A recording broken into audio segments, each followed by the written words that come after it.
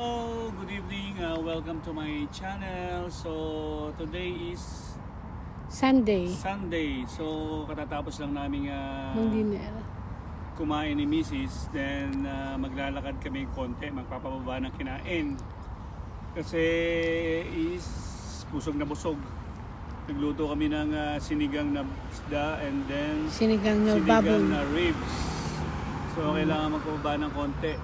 So alas 9 rin ng gabi, kahit mga 30 minutes lang. Alas 9 ng gabi pero napakaliwanag. Napakaliwanag pa. Parang So, alas samahan niyo 4. kaming maglakad.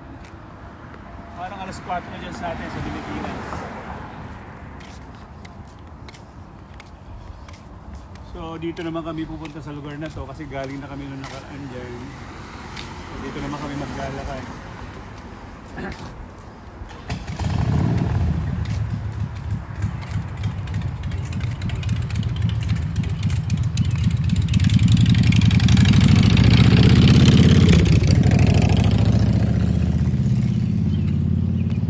So yung mga bahay dito halos isang klase. Oo nga. Ito maganda. Oo.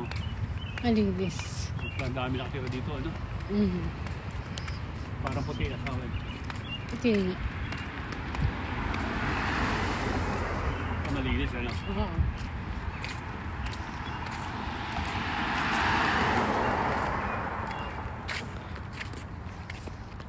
Yan. So ganito rito pag summer, malinis yung mga Ligid. backyards, mga bakuran, front yard. Pero pag dating naman ng winter, Alas no. puro snow ang makikita mo dito. Parang ang dami nilang tanim dyan sa kabilang bahay. Ayun o. Yan. Ayun o. Ito. Ayan.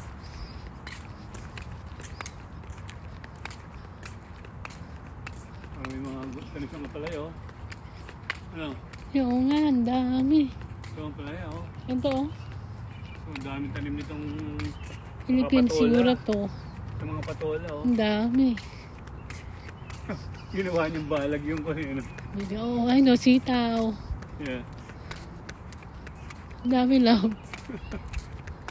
Pilipinas siguro. Mga Pilipino. Dito Dito tayo. Ito kami yung may way na papunta doon sa Shepherd. Marinig. Hindi ah. Ikot lang tayong ganun.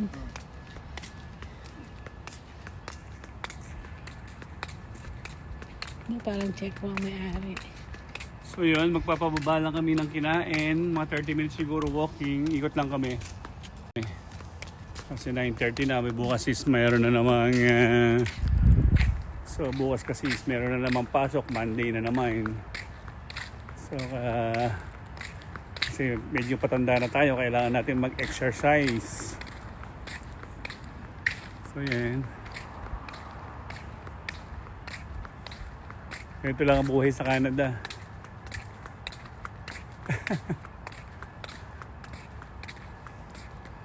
Ano mga bahay dito?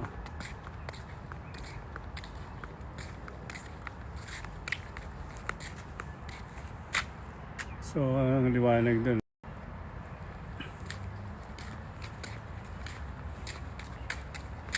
So reading.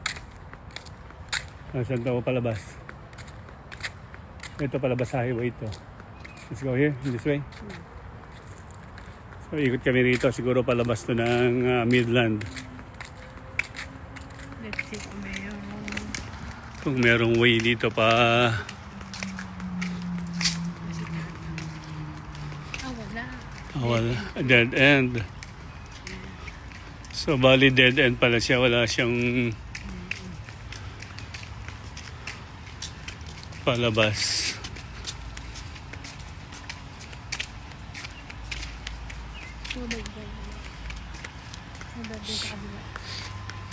Saan?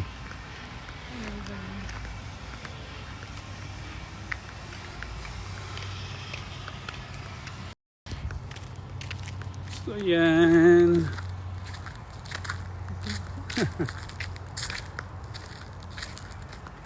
Nakatahimik dito sa Canada, halos wala kang makikitang mga tao pag ganitong mga oras. Kahit yung araw, Wala, nasa loob lang sila ng bahay.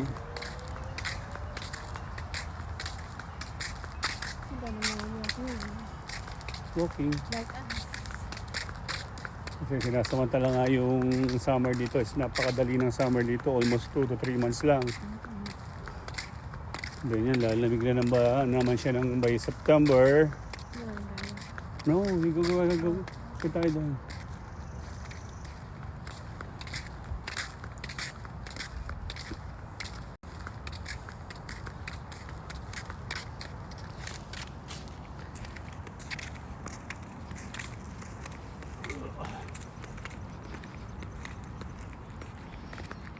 Kaya ko dyan, asawa ko sigurado meron yun.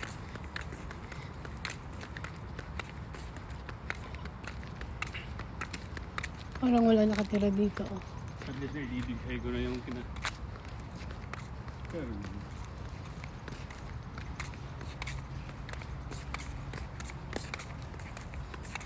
so kasi itong lugar na to hindi pa namin naiikot.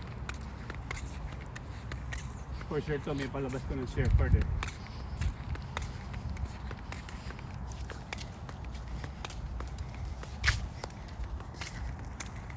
So dito kasi sa Canada is kanya-kanya ang linis ng harapan. Magmo-mower ka, ibig sabihin yung magkatabas ka ng mga grass.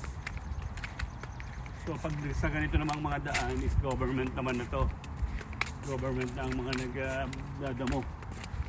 Hindi, ito sa ano pa rin lang. Under ba ng din to? Oo, sa'yo pa rin yan. Okay. Kung saan yung tapat mo. So yan yung mga bahay, bali parang isang klase. Halos isang style lang Ay, siya. no, oo, ayan. Sa atin ganyan din. Oh. Ito parang sa atin lang din to.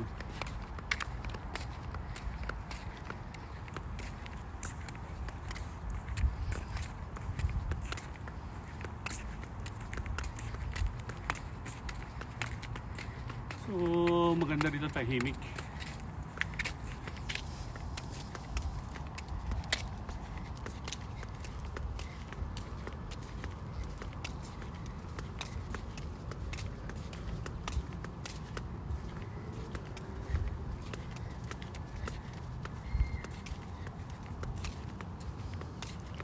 Stupid naman.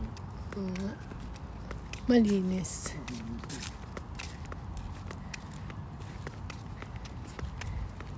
Ganda ng bahay nila, kita mo. Ayan yung ano. Tapos ayan yung ano.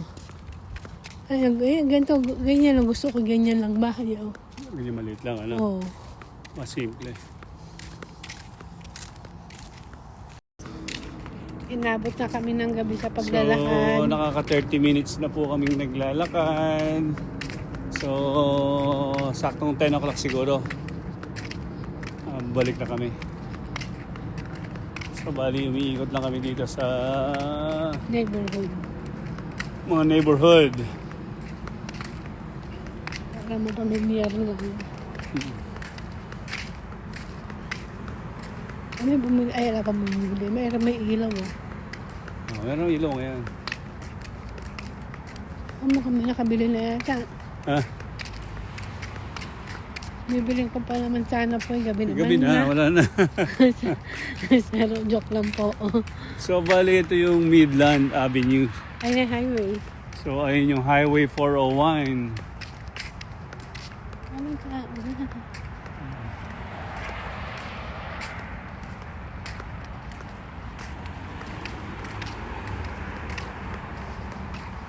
So, pag maga, dito ang way namin ni Mrs.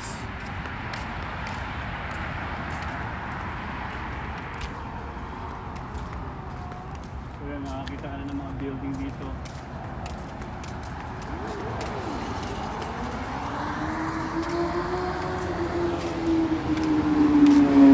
Bilis mo lang ako.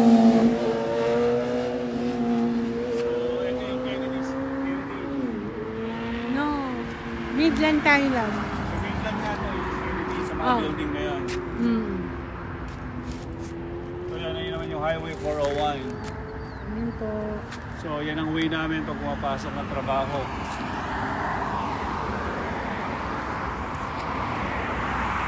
So, balik dito sa Canada, yan, ganyan-ganyan lang ang mga bakod nila, puro kahoy.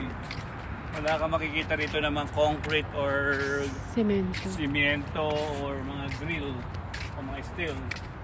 So ganito lang ang mga bakod dito lahat. Ang mga bahay.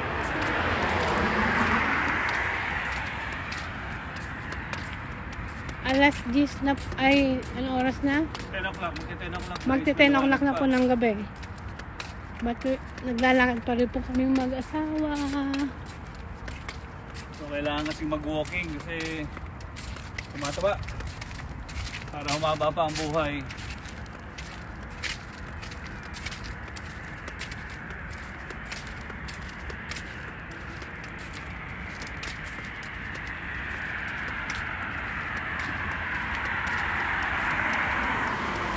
Love, So ano naman yun ang panahon? asawa.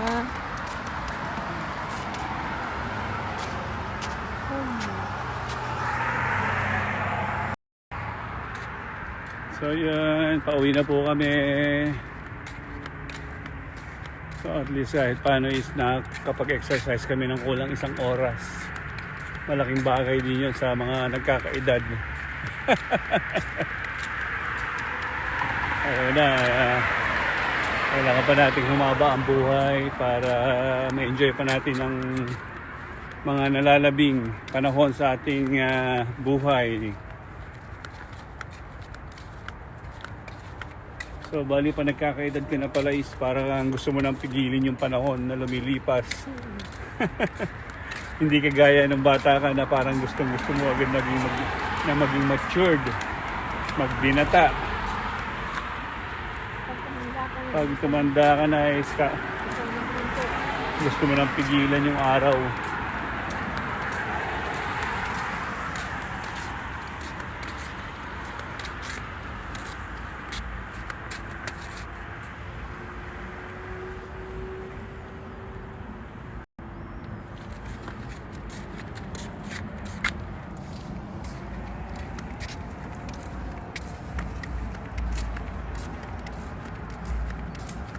Asawa.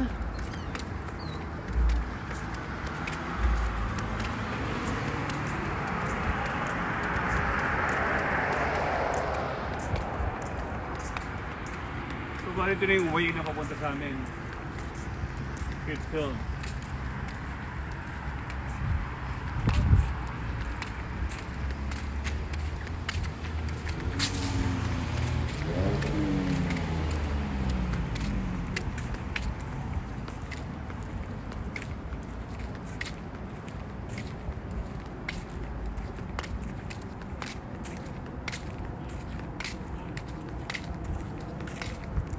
Love.